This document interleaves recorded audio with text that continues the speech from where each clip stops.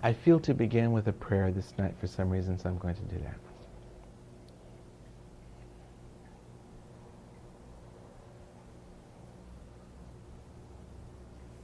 Beloved, beloved, beloved Serapis Bey, beloved Master who has weathered so much and so many, you who now stand at the apex of human evolution and beyond, we are grateful, we are infinitely grateful for your kind care and attention of us at this time.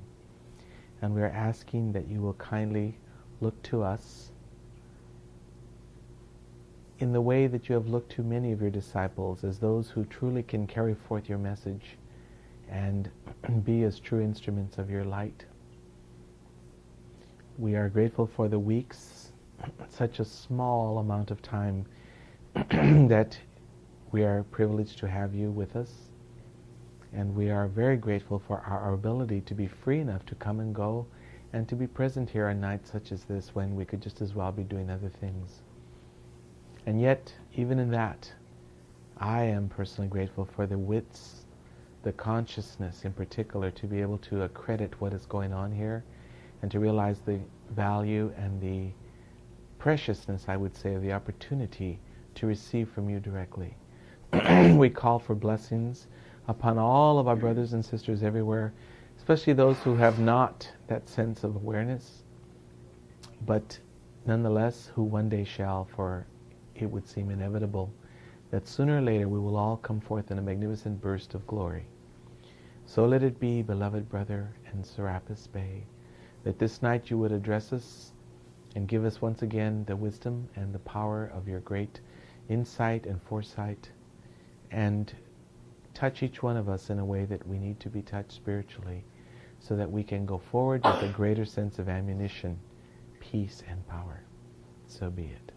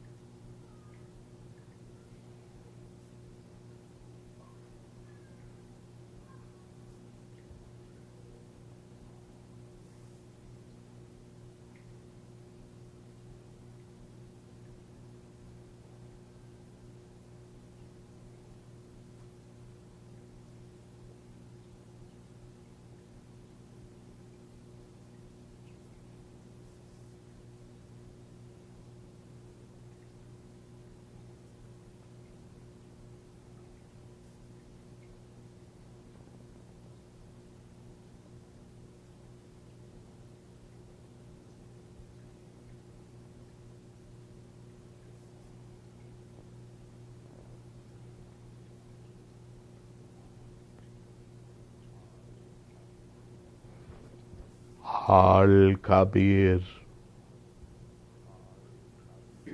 Al-Kabir.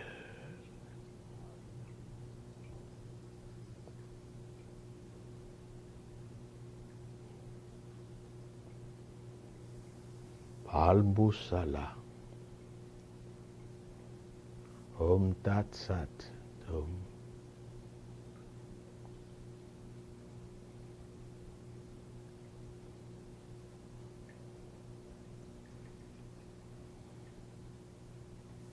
Blessed are they who have provided the platform that this eve we can convene in ceremonial magic.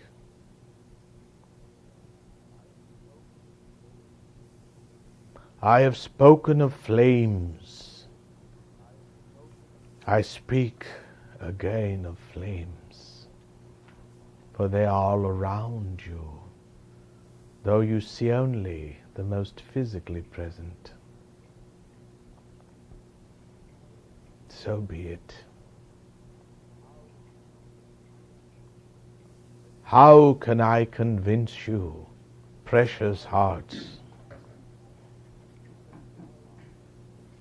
that it is in the flame and the gazing deep in that flame that you shall find answers beyond measure?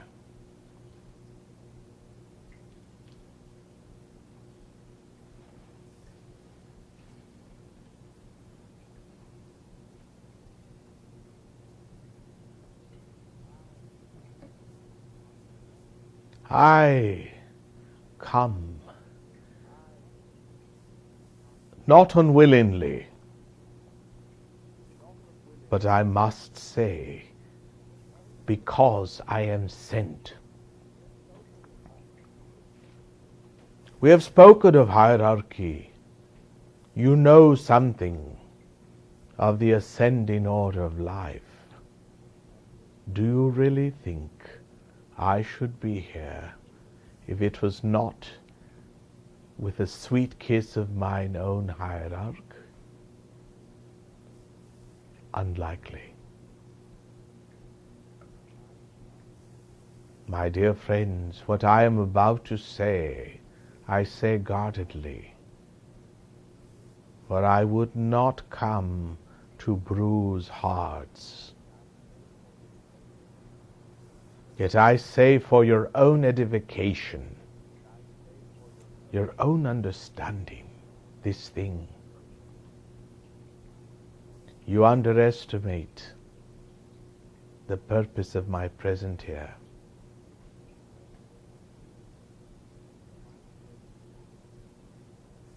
For my presence is not mine own, but that of He who sent me. You underestimate your own lives and their significance constantly. This you are not to blame for. But come to know it as a fact of your lives. And so you might remedy it, even if it be in the last breath that you grasp.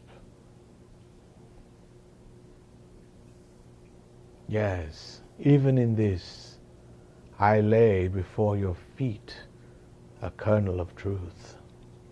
There is not one here, myself included, that does not to some degree underestimate the significance of their own sweet self.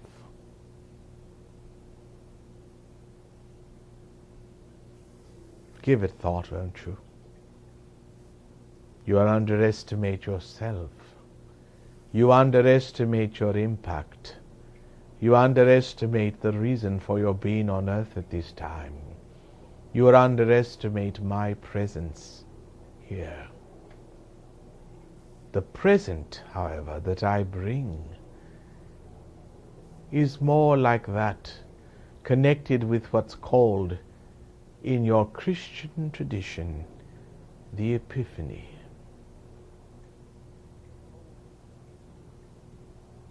You are told of wise men that came. Wise indeed. Astrologers, may I clarify.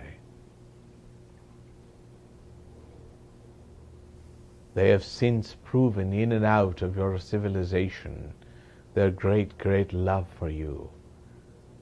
And their names in certain households would be as, well, dare I say it, household words. Moria, Kuthumi, Dwalkul. These three. They came because they could not stay away. You speak of excitement in your lives, of certain events that impend, things you would not want to miss. Perhaps you can understand then that these and others like them, for they were but representatives of societies which they all headed, when there was the great tumult, when it was noted, and mind you, it was not noted by the great minds themselves. Like your comet, noted by so-called amateur. I tell you, the same ones that noted your last comet were the same ones that noted the coming of the great placement of the star. Your two so-called unknown citizens, Mr. Hale and Mr. Bob, were the same that saw the coming of the great light in the skies. And so they came, Moria, Kuthumi, Dwalkul. I tell you that speaking their names is like eating a sweet cherry, sweet even unto the lips.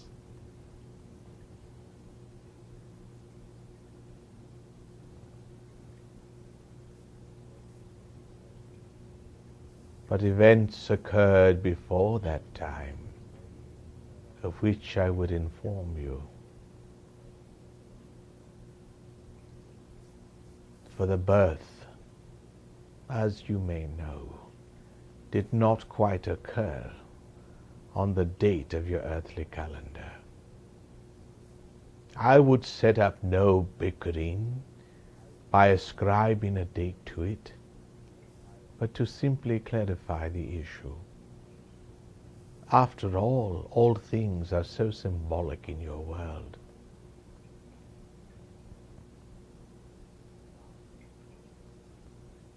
It was after this date, though, that mine own presence came into play.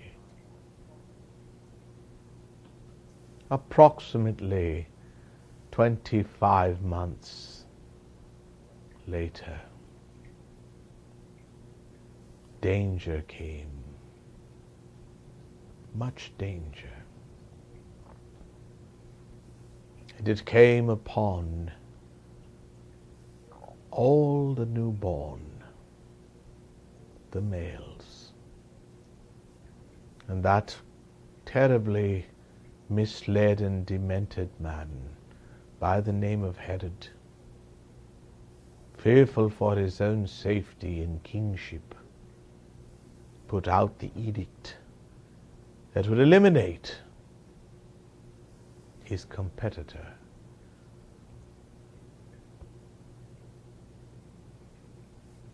It was written in the Hebrew tongue. It stated that for reasons of political safety, all male children 2 years and under must be slaughtered. It was done. That night, of course, the great cosmic Virgin Sophia did enfold that place with her heart, taking the holy innocents unto herself. Indeed, for this very reason they had been born.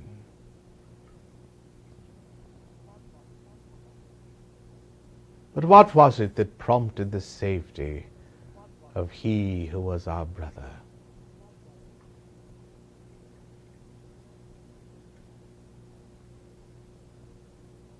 It was the very edict out of the heart of the great Lord, Sanat Kumara,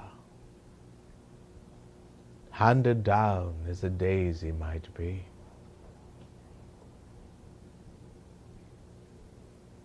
Until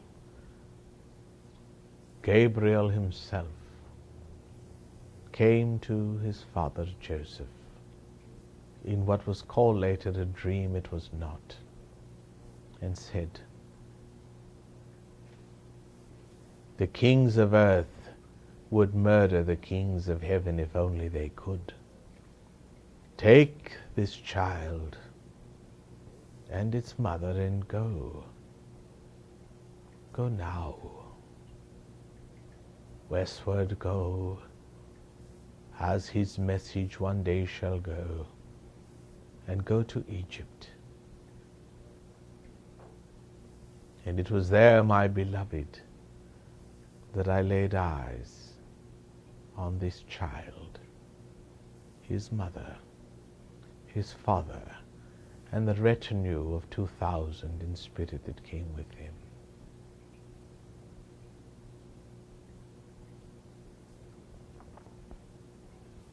These were the times of that visitation, I tell you. They remained with us. We taught. We demonstrated. We fed them.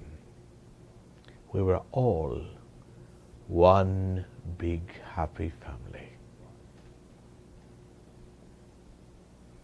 Beloved, beloved, do you not see that there is a spiritual blood far more powerful than that of the body? Do you not feel familial now? Are these not your brethren who sit with you? Wherein is the stranger in this room? I tell you, even my sweet brother who sits here, for which reason none of you chose to take the seat, bows his head in humility, though he need not. For lo, has he not proven his excellence and his kingship? Yes.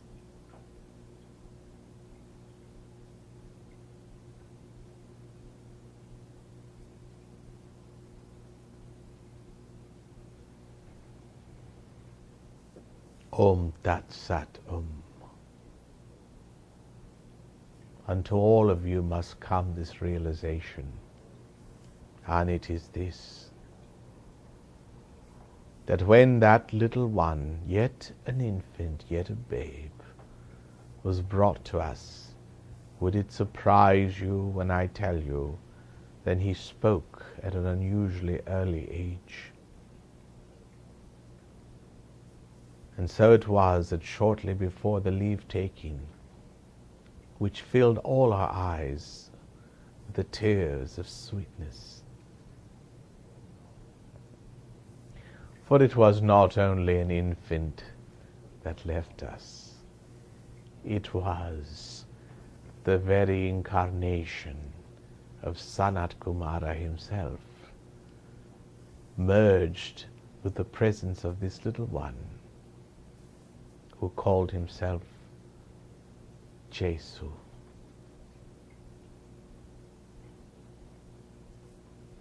And we could not look into those eyes, but that we saw our own sweet Father looking at us all.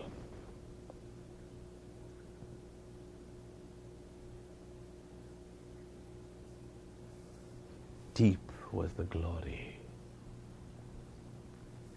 Deeper still, the compassion. And I myself, though not accomplished in the miracles, was singled out to speak to him before he left. And I said,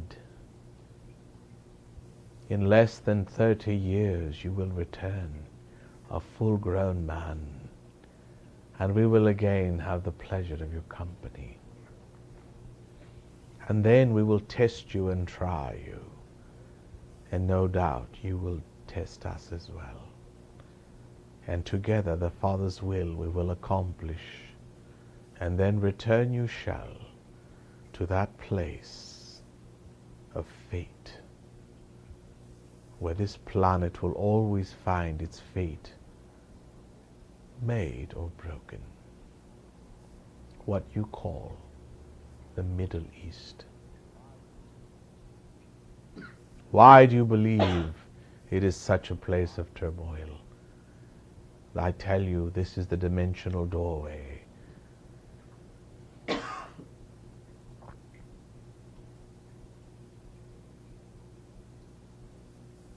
And he looked at me, and the eyes were sweet and forgiving, as if to say, what you speak to me, Elder, I understand. I come as his lamb to be led.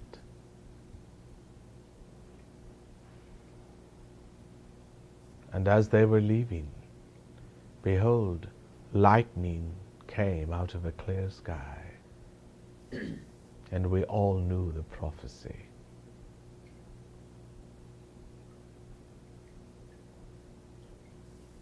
But there is one thing I have not told you, and it is this.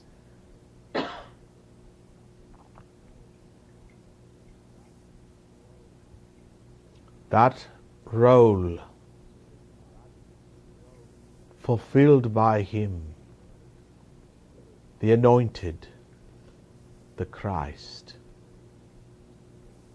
is fulfilled by each one of you in turn. And there is not one amongst you here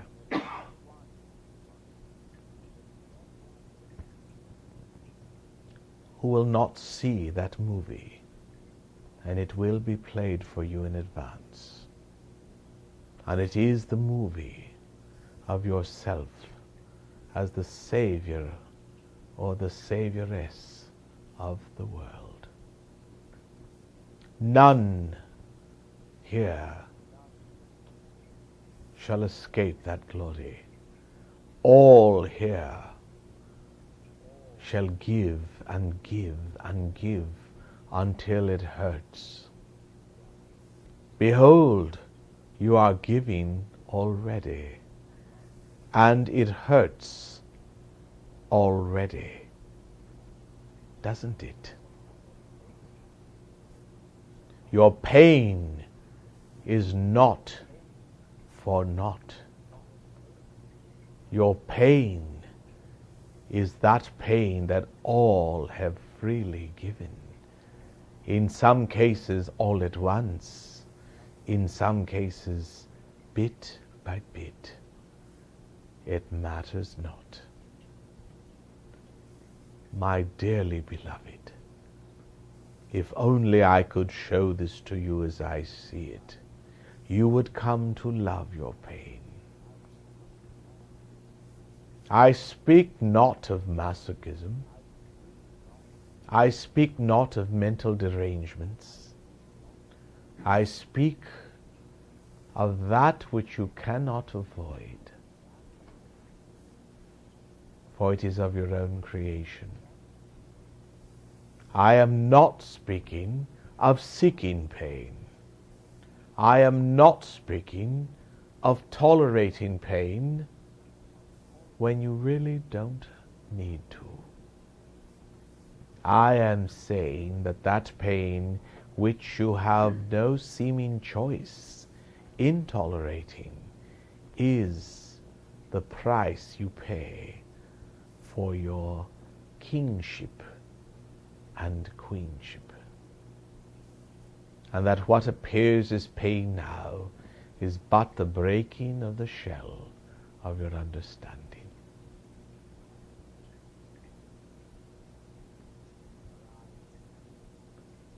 Were I in pain, I should seek to avoid it. But once the attempt is made, and I've done all that I can do, and the pain remains and lingers, then I must, as they say in your rather misled Christian tradition, give it up to God.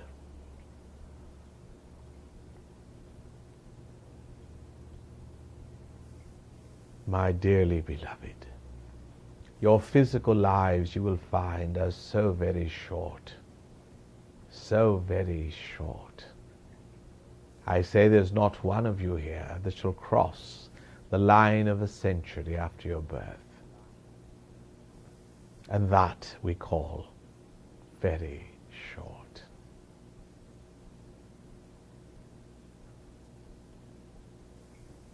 And yet the beauty of your incarnation is not about shortness or length, but rather the very fact that you are incarnation itself, that you've chosen to come back again.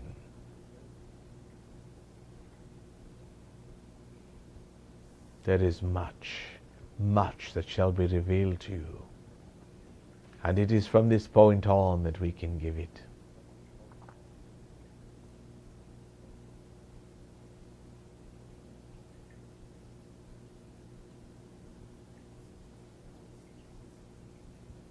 I would not enter the zone I am about to enter were it not for the deep and beautiful request of our brother who sits here with us. But he would have me speak, and I would honor him.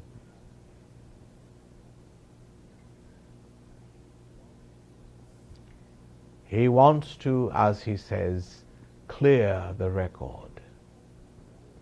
He wants you all to know that the so-called discoverer of America, so-called Christopher Columbus, was not always an honorable man.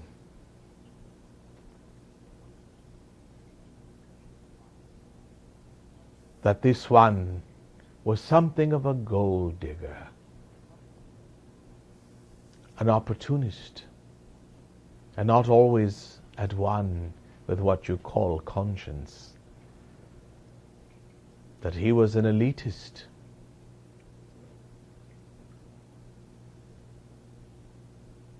and a sycophant on top of that. Mind you, the words are his own. And he should know it was his own role, his life, his incarnation.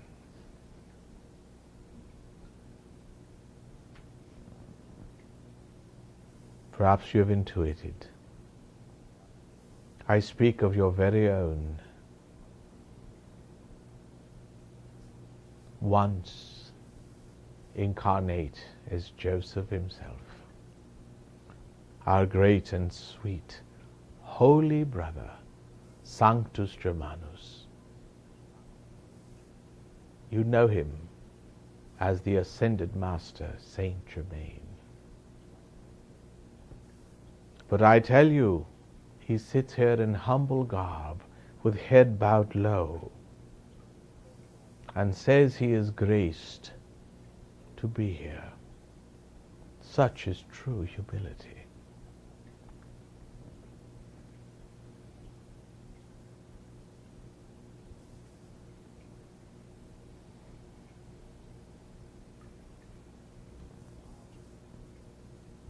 Why then the confession?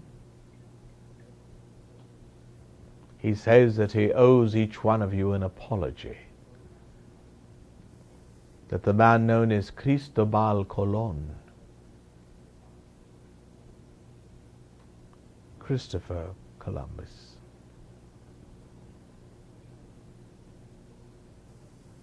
has been put on a throne not warranted. That what he did and how he did it and what led after that to yet worse and worse is perhaps yet the only blot one could find, as he would put it, upon his own conscience. We, of course, say that he has long since paid for that. Indeed, it prompts some of us to look a little more closely at ourselves. But such is the spirit of the age that you enter.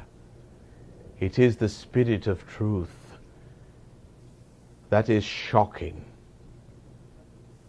It is the spirit of he or she who approaches you and says, I never thought I would say this to you, but now I say it. I am sorry for this or that I have said or done against you, in other lives or in this one. It is the very essence of cosmic humility. One day, such honesty will be honored on your earth plane. As it is still a bit shocking.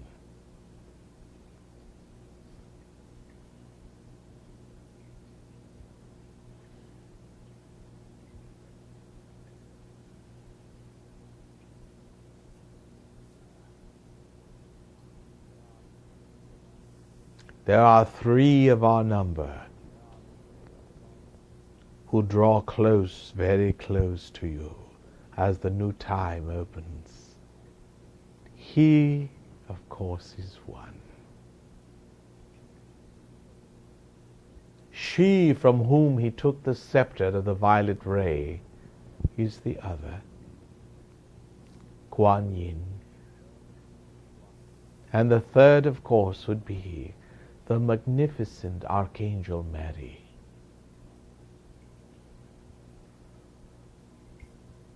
These 3 come close, very, very close. And as one who loves you so dearly and would so love to touch, embrace and cuddle you, but will not, unless it is indicated that such is an invitation. So do they stand, peaches ready to be picked, roses ready to be admired, infants ready to be drawn up into the arms of the mother and loved gently and sweetly.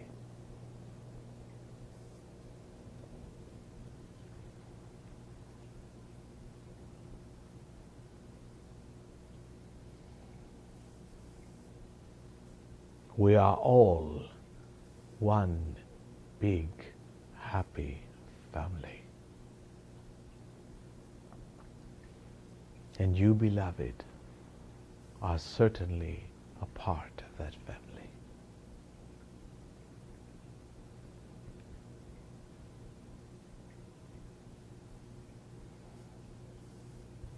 I have a very simple request.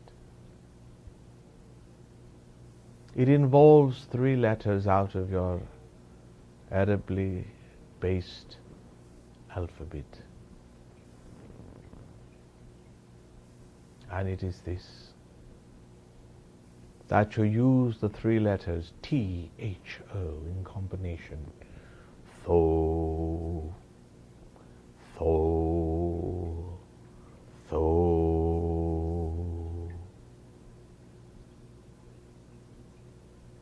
This, creating a vibratory rate that opens the throat. When said enough times, I believe 1008 is the required number for opening but 1 petal. And so we shall see the persistent, and those less so, shall we not? Though you need not keep count.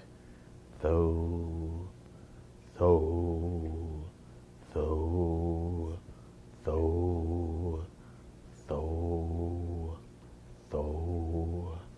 Call it a mantra if you like. It is the sound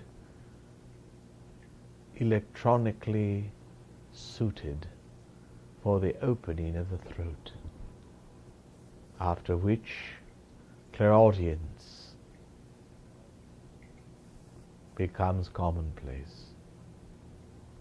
Though, though, though, though.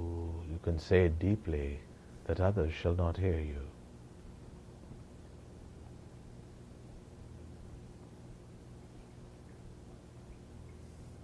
I have no desire to dampen your spirits, much less to hurt what you consider to be your feelings. But I do say this, as I began to say, you not only underestimate yourselves and myself and my presence here, you underestimate the very plan of God, and you underestimate God. In fact, if there is a shortcoming that I would point out amongst all others, I should say it is underestimation.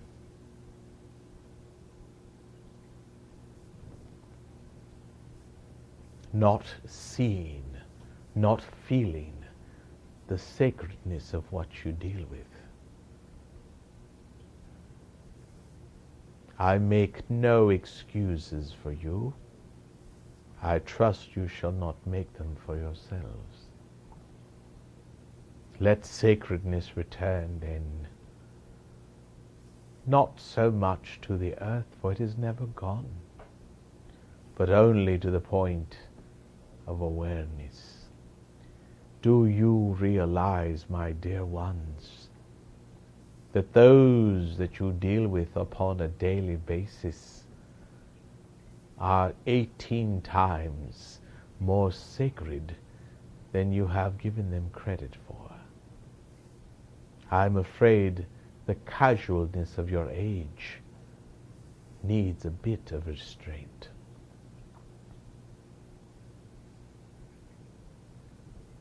Familiarity is lovely as long as sacredness is not its victim.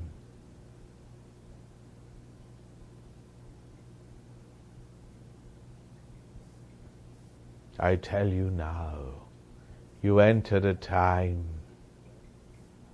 most powerful indeed.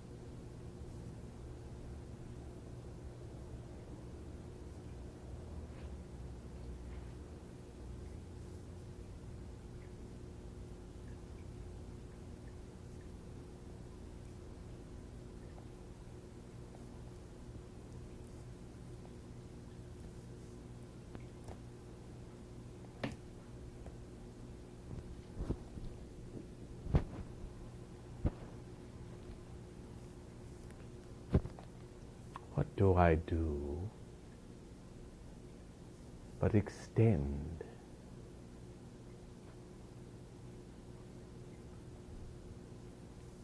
What do I extend but the light?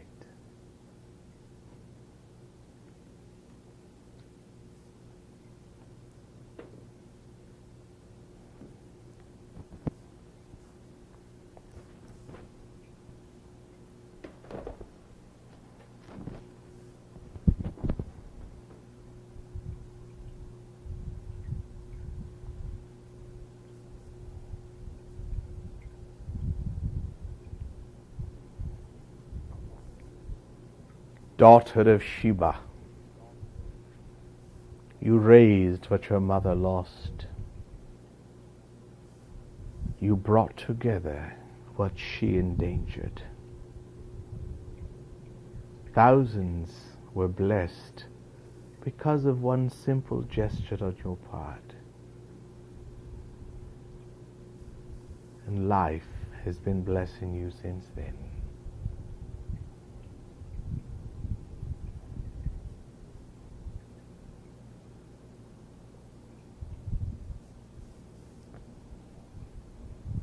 Cousin of Solomon, you advised your cousin that times when his judgment had fallen, shall we say, by the wayside, he listened. Israel continued, and its flower was born in Bethlehem.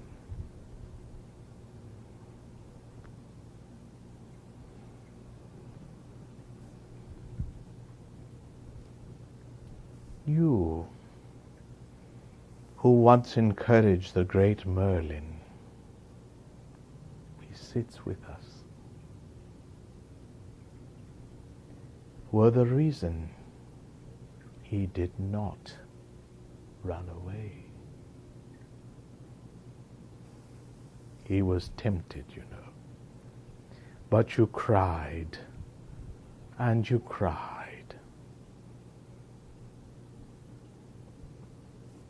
and you cried, until he relented.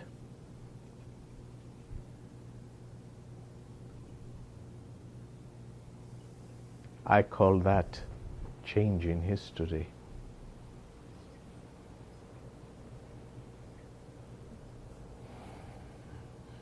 Sweet and humble servant, you, who I ordered about, I'm afraid. And I said, no, you have miscalculated, and you came again after having run so much that your feet were bloody. And I looked at the blood, and I said, what was the hurry? You bowed deeply and said, Lord, to not keep you waiting. And since then, I have prayed that the great, great one would not keep you waiting. Things have come, or things come again.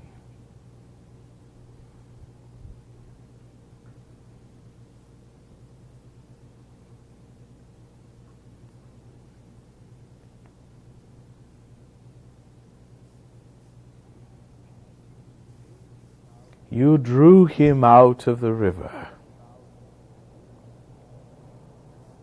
in a small basket.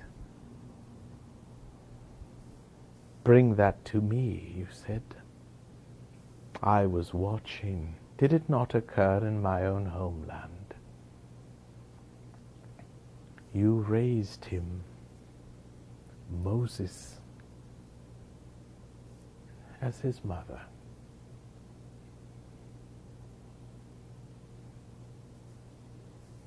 Now you are the mother of all, and you bring garlands. The blessing of the Nile be upon you as you return to your homeland.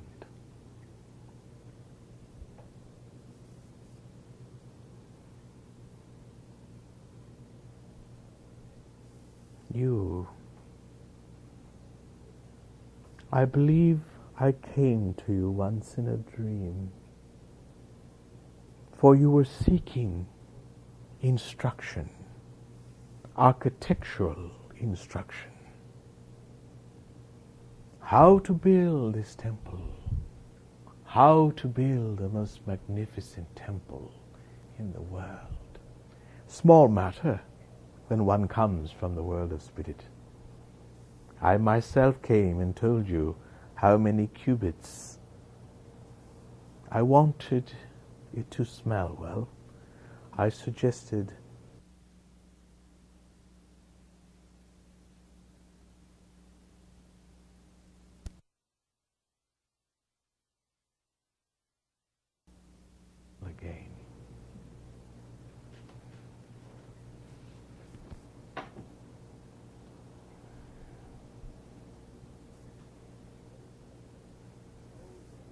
You sold your home on that morning. You literally sold your home. For you, involved in the politics of the time, knew what they would do. That they would hand out money and say, anyone who touches one of these gold coins must say, crucify him.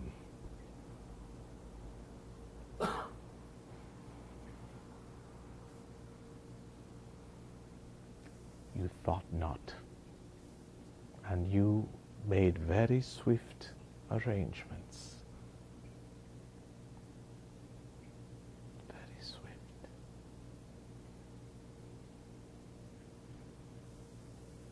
That very day your home would be sold. And that money, you and your servants were just as eager passing out in that courtyard where you knew that Pilate would bring him and give a choice unto the rabble. Shall it be Jesus or Barabbas? Yes. Your sacrifice was noted.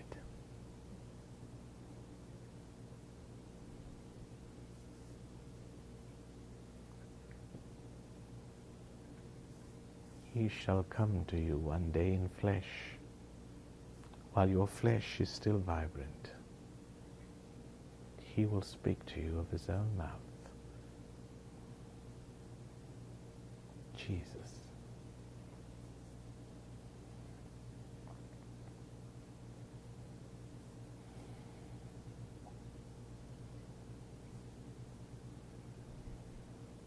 Long, long time on this earth. You could have left 3 times. But you have returned. You who were once the mother of the Cleopatras. You who once held a babe in your arms.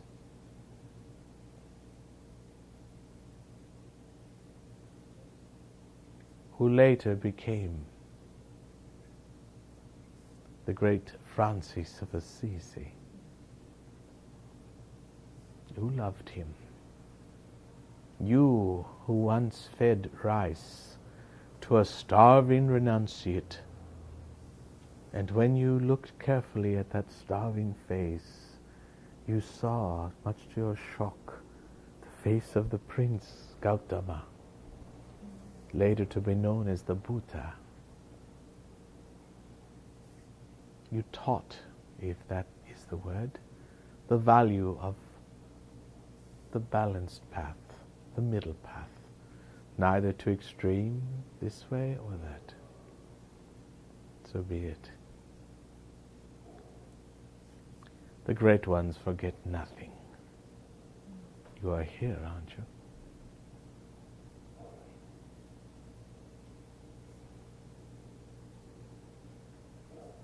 You, daughter of the great king of that civilization in the Sahara,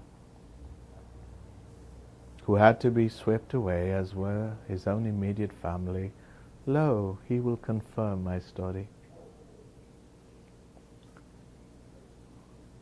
He says to say to you, read the book. Your story is plain. But you returned.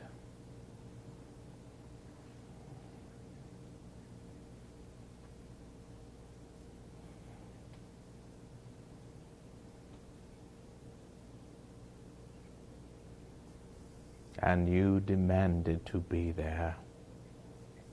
And you demanded to be the one, the only one, that could physically comfort him.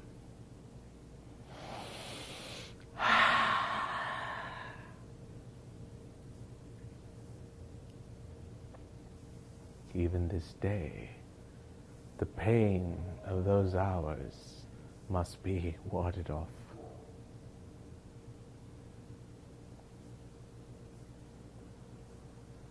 History has made of you a myth. But we know you, Veronica. We know you.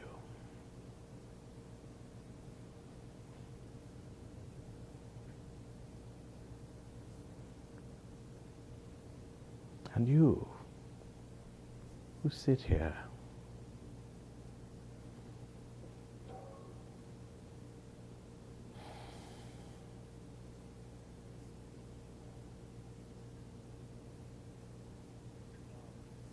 you who loved the same man that she did,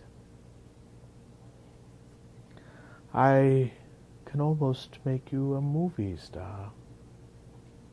For a movie has been made of your life and your love of him who was once Moses. This, almost your mother-in-law at the time, but it was not to be, for the great Lord had other plans. And you chose to come back, and you have come back every time since then. You said whenever any one of his family is incarnate, you would return and minister to them, and you have done so in ways that cannot be fully explained here. Your sacrifice has been great, one of centuries. Such is the love of the soul that knows itself to be eternal.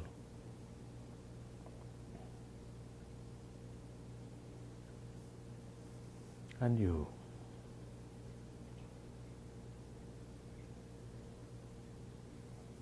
who knew something of the ancient days of Africa, long since forgotten, but not in divine mind, for you were one of those freely come from Venus to teach the people what they were scarcely capable of understanding. And you taught, and you taught, and you taught, and you've been teaching ever since. And you, not as a lovely woman, but as a man, taught one of those which I have referenced this night. Melchior, one of the so-called wise men, was your student, and you lived and breathed for the event that he went to investigate. And you were there when he returned and said, "Did you see him?" He said, "Yes." That's all you had to hear. One more breath and you were with us again. But you did not leave. No, you became what is not known in the earth, one of the astrological mentors of the great and holy Master Jesus. For he heard and knew something of the planets. You came again, inspiring yet another, Mr. Galileo. And it almost got him killed, I'm afraid. Of course, that would have been a celebration. And you returned yet another time. And now you are with us again. Anonymously.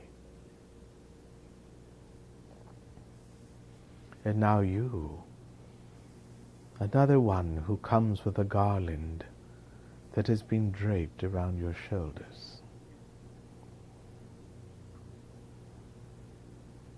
Perhaps it is the result of garlands you have draped around the shoulders of others. Perhaps you also served the Master when he walked through the dusty roads of Palestine.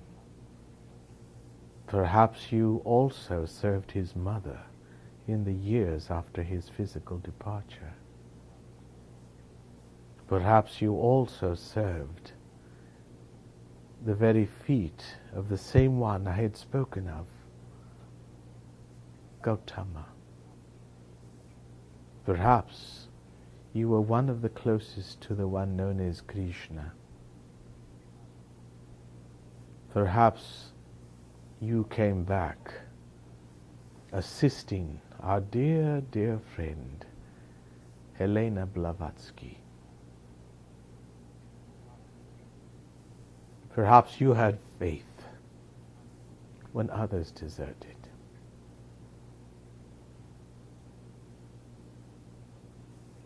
Perhaps this is why you are here again.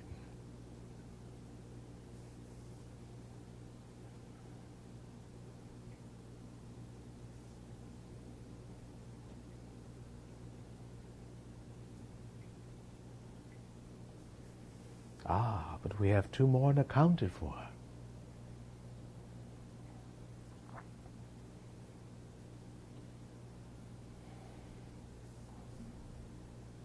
Perhaps these two have been twins.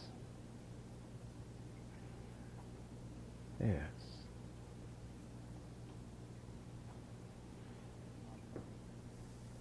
Perhaps you once wore a skin that was dark, and because of that darkened skin, they felt you were a man of great power. Perhaps you were suddenly singled out of a crowd when the Holy One could no longer bear the timber. Perhaps you were asked to take it for him.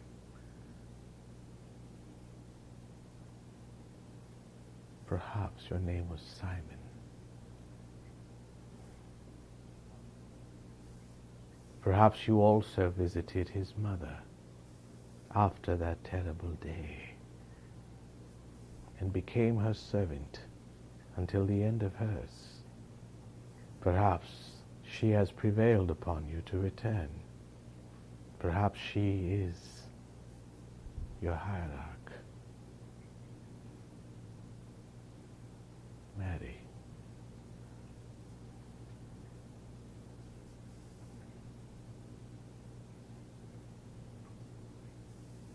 And you.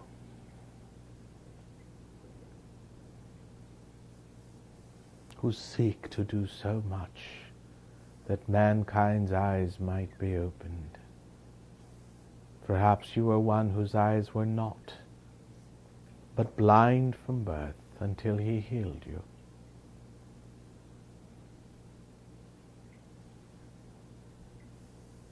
Perhaps you were one who came again, working with our beloved brother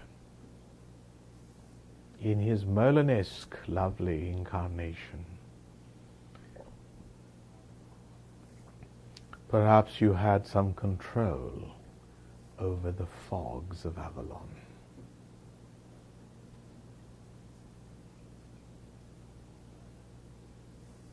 Perhaps you shall return there again, at a time when he wills it, and the moon is as it was then. Perhaps you will have given into your hands pure magic, and perhaps it is for this you are just a little bit impatient. I would be too.